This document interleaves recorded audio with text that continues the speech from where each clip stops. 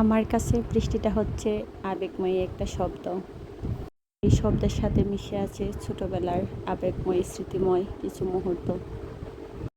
বৃষ্টি এখনও ভালো লাগে। এখনও বৃষ্টি আসলে বৃষ্টির মধ্যে হাত দিয়ে একটু পাগলামি করি। এই যে পুকুরের মধ্যে বৃষ্টির পানি পড়ছে আর রিমঝিম শব্দ হচ্ছে, এই শব্দটা যে কত ভালো লাগে বোঝাতে পারবো না।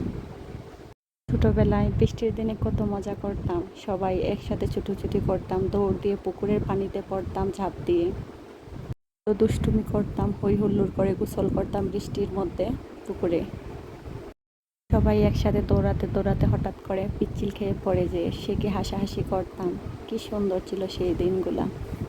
আমার এখনো মনে আছে, যখন প্রাইমারি স্কুলে পড়তাম, যদি বৃষ্টি আসতো দাঁড়াতাম না, বইগুলো একটা পলিথিনের মধ্যে পেঁচিয়ে দৌড়ে সবাই চলে আসতাম বাড়িতে বৃষ্টিতে ভিজার জন্য। রাস্তায় বৃষ্টিতে ভিজতে ভিজতে বাড়িতে আসতাম। মা প্রায় দিনই বলতেন, বৃষ্টিতে ভিজে স্কুল থেকে এসো না, একটু বৃষ্টি কমলে পড়ে এসো, কিন্তু আমরা কি মানতাম?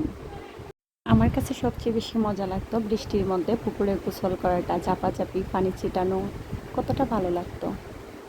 এই বৃষ্টিতে ভিজার জন্য আম্মার কাছ থেকে কতটা যে বকুনি খেয়েছি, তারপর তো বৃষ্টিতে ভিজতামই। কখনো কখনো দেখা যেত যে কলা পাতা মাথায় দিয়ে দৌড় দিতাম, আবার কচু পাতা মাথায় দিয়ে দৌড় দিতাম। খুব সুন্দর ছিল সেই স্মৃতিময় দিনগুলা। বিশেষ করে আমরা যারা গ্রামে থাকি তারাই জানি ছোটোবেলায় বৃষ্টির সময় কতটা দুষ্টামি করতাম, কতটা এনজয় করতাম।